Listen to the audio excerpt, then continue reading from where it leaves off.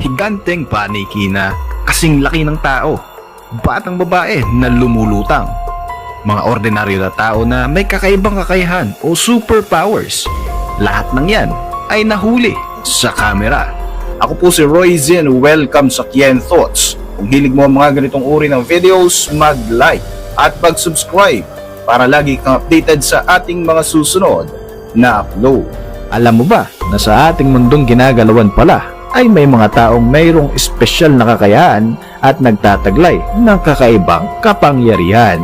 Sa Lebanon, isang batang babae ang nadiskubre na mayroon siyang kakaibang abilidad. Si Hasna Masalmani ay isang 12 taong gulang na bata na may kakayahang lumuha ng kristal na bagay. Sa isang araw nga daw ay kayang-kaya niya magpalabas ng 7 hanggang 8 babasaging kristal mula sa kanyang mga mata.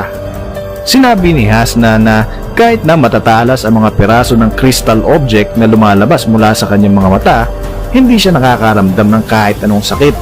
Isang bagay na hindi talaga maipaliwanag maging ng mga doktor na tumitingin sa kanya.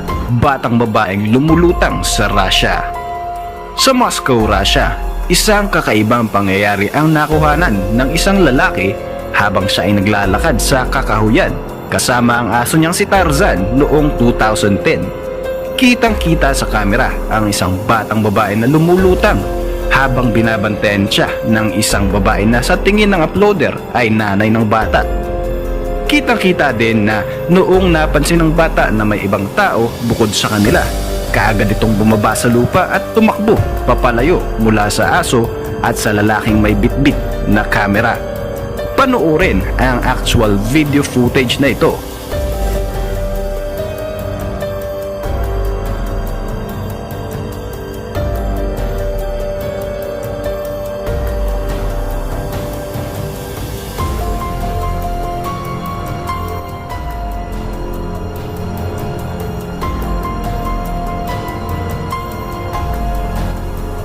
Maraming tao ang hindi naniniwala dito kahit na may video para magpatotoo o para maging ebidensya.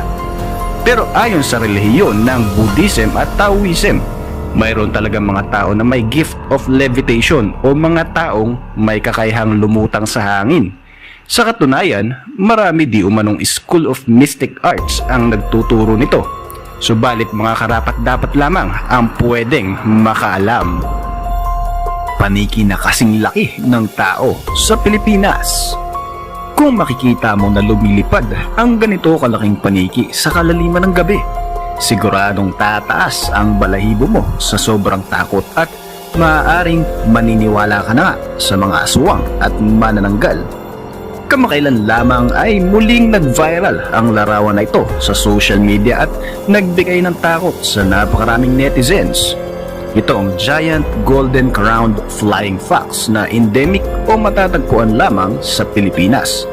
Ito ang pinakamalaking species ng paniki na ayon sa tala ay pwede mong ikumpara sa isang normal na aso. Samantalang ang wingspan nito ay may average na sukat na 4.9 feet hanggang 5.6 feet o kasing taas ng average na height ng isang babae at lalaki sa Pilipinas. Hindi naman daw dapat katakutan ang species na ito ng paniki dahil tanging prutas lamang ang kadalasang pagkain nito. Sa ngayon ay endangered na ang lahi ng giant golden crowned flying fox kahit na matatagpuan sila sa Luzon, Visayas at Mindanao. Madalas kasing hulihin at patay ng mga tao ang paniki na ito dahil madalas ay napapagkamalan silang mga kakaibang uri ng nilalang tulad ng aswang at manananggal. Batang may telekinesis sa Thailand. Sa isang bus stop sa Thailand, isang video footage ang talagang nagpatindig ng balahibo sa marami. Panoorin ang actual video footage. Makikita sa video ang isang babaeng estudyante na tila nakikipagtalo sa staff ng bus. Mas uminit pa nga ang eksena nang akmang hawakan ng lalaki ang estudyante, subalit bigla na lamang siyang inihagis pabalik ng isang di maipaliwanag na puwersa. Sa video ay makikita ang isang telekinetic ability ng batang babae. Tila hindi ini-expect ng babae ang kanyang newfound superpowers, kaya naman hindi na niya ito na-control. Nagsisigaw pa siya kaya't maging ang mga paninda sa mga sidewalk ay nagsipagliparan din. Ang telekinesis o psychokinesis ay isang uri ng extrasensory perception kung saan kaya umunong paggalawin ng tao ang isang bagay sa pamamagitan lamang ng isipan. Ngayong nakita mo na ang actual na telekinetic ability ng isang tao, maniniwala ka kaya? Comment down below. Dragon sa kuweba. Ang video footage na ito ay mula sa isang undisclosed na lugar. Sa footage ay makikita ang dalawang lalaki sa loob ng napakadilim na kuweba. Bit-bit lamang nila ang flashlight at isang video camera na i-record nila ang isang nakakatakot na nilalang na bigla na lamang lumitaw mula sa madilim na kuweba.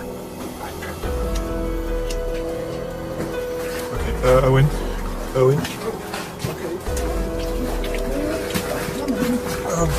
Sa takot ng dalawang lalaki ay talaga namang nagmamadali silang lumayo mula sa naturang nilalang na sa tingin nila ay isang dragon. Tila kumikisla pa nga ang mga mata nito na nasisinaga ng ilaw ng flashlight habang unti-unti itong lumalapit sa kanila. Dragon sa China. Ang larawan na ito ay di umano'y nagmula sa bansang China at unang na-upload noong 2012. Sa isang forum sa reddit.com, sinasabing ang larawan na ito ay larawan ng isang dragon na nahuli at binalatan ng buhay ng lalaking nasa larawan. Makikita dito ang isang lalaki na hawak-hawak ang isang hayop na may kahabaan. Mayroon itong mahabang puting buhok sa kanyang batok at mayroon ding mga sungay at mga paa. Maraming naniniwala na hindi totoong dragon ang nasa larawan, bagkus ay isa lamang malaking ahas na nilagyan lang ng design upang magmukha itong isang dragon. Ano sa tingin mo ang nilalang na hawak ng lalaki? Isa nga kaya itong edited image o maaari kayang isa nga itong totoong dragon? Sasakyan sa China na biglang lumutang. Taong 2015 nang makuha ng video ng traffic camera ang tatlong sasakyan na ito na bigla na lamang lumutang sa isang kalsada sa Xintai, China. Makikita sa video ang tatlong sasakyan na ito na tila ba nagsasasayaw pa ng ilang segundo. Dahil sa kakaiba ang pangyayari na ito, kagad itong pinagkaguluhan at nagtrending sa social media. Panoorin ang actual video footage.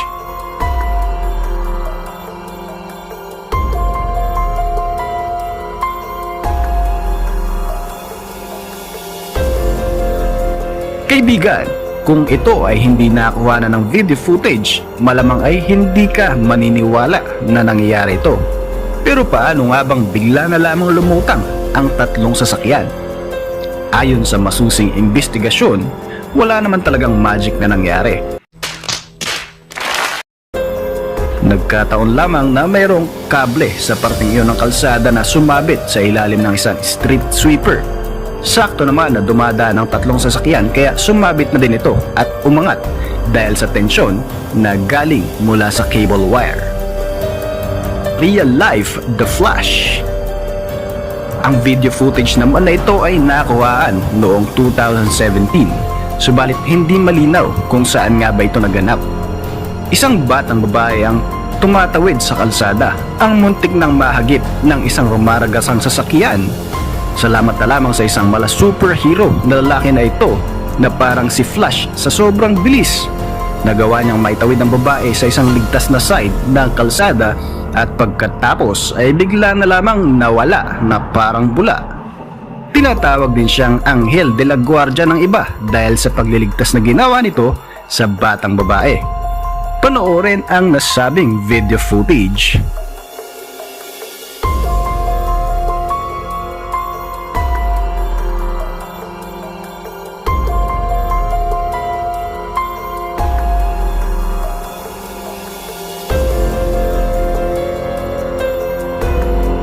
Makikita sa footage na tila nanginginig pa ang babae at parang gulat na gulat sa mga pangyayari. Sinubukan naman na i-discredit ng isang website ang authenticity ng nasabing footage. Sinasabi nilang fake ang footage na ito. Ikaw kaibigan, Anong masasabi mo base sa iyong napanood? Sa tingin mo ba ay fake ito?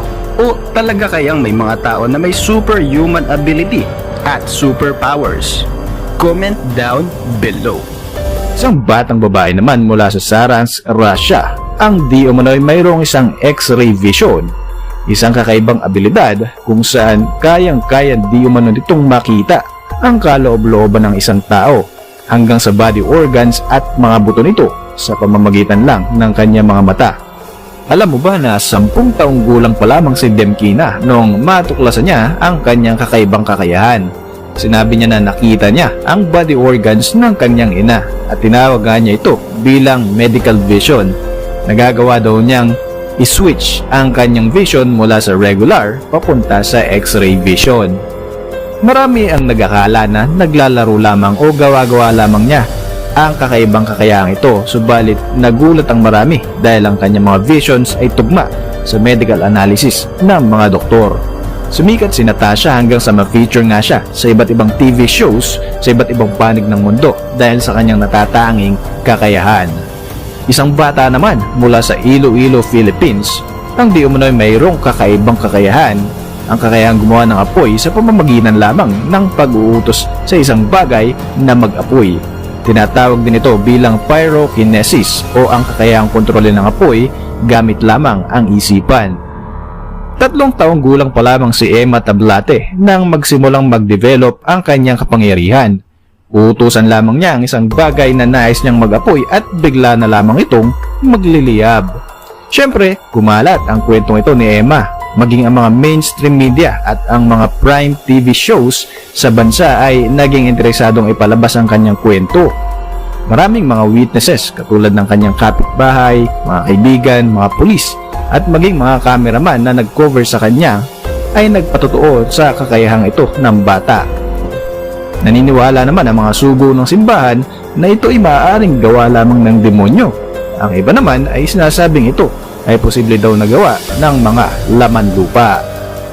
Isang batang taga-Croatia naman ang pinagkaguluhan ng media at nabansagan bilang real-life Magneto dahil sa kanyang magnetic ability. Kaya niyang i-magnetize ang kanyang katawan upang dumikit sa kanya ang bakal. Kung iyong titingnan ay normal na bata lamang naman itong si Ivan, subalit kumalat ang isa sa kanyang mga video kung saan nakadikit sa kanyang katawan ang iba't ibang uri ng bakal katulad ng kaldero, plato, kutsara, tinidor at iba pa.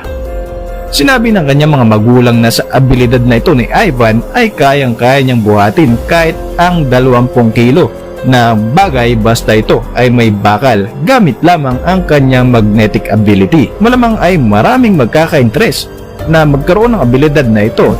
Ito kasing si Gabi, alam mo ba, hindi ito nakakaramdam ng sakit. 3 taong gulang pa lamang ang batang ito nang nadulas siya sa kanilang garahe. Humampas din ang kanyang ulo sa kanilang lababo. Name it, marami siyang aksidente na naranasan, subalit hindi niya ito ininda. Ipinanganak kasi ang batang ito na mayroong nervous disorder kung saan wala siyang sensitivity to pain. Kung ganito ang iyong ability, sobrang daming disadvantage. Sa kaso ng batang ito, kailangan laging maraming nakabantay sa kanya dahil alam mo ba na isang beses ay natanggal ang isa sa kanyang mga mata at ilang parte ng kanyang mga ngipin nang hindi niya nararamdaman. Si Ben ay katulad ng ibang mga bata. Naglalaro ng bisikleta, video games at iba pang laro kasama ang kanyang mga kaibigan. Ang kaibahan nga lang, bulag itong si Ben. 3 taon pa lamang siya nang nawala ang kanyang paningin dahil sa cancer. Hindi naman ito naging hadlang sa kanya para mabuhay ng normal. Sa katunayan, ang kanyang abilidad na tinatawag din na echolocation o ang paggamit sa kanyang pandinig bilang mga mata. Ang kakayahang ito ay katulad din ng abilidad ng mga dolphin at paniki kung saan mas matalas ang kanilang sense of hearing. Kaya nilang ma-identify ang mga bagay-bagay sa pamamagitan lamang ng tunog nito. Nakakalungkot lamang na pumanaw na si Ben Underwood ilang linggo lamang bago ang kanyang 17th birthday. Gayunpaman, nag-iwan pa rin siya ng napakalaking legacy. Maraming mga organisasyon sa mundo ang nahikayat na magturo na rin ng parehong teknik na ginamit niya para maka-adapt sa kanyang mundong ginagalawan. Para sa inyong mga reaksyon, Mag-iwan lang ng komento sa ibaba ng video na ito. At para manatiling updated sa ating mga susunod na uploads, siguruhin mag-subscribe.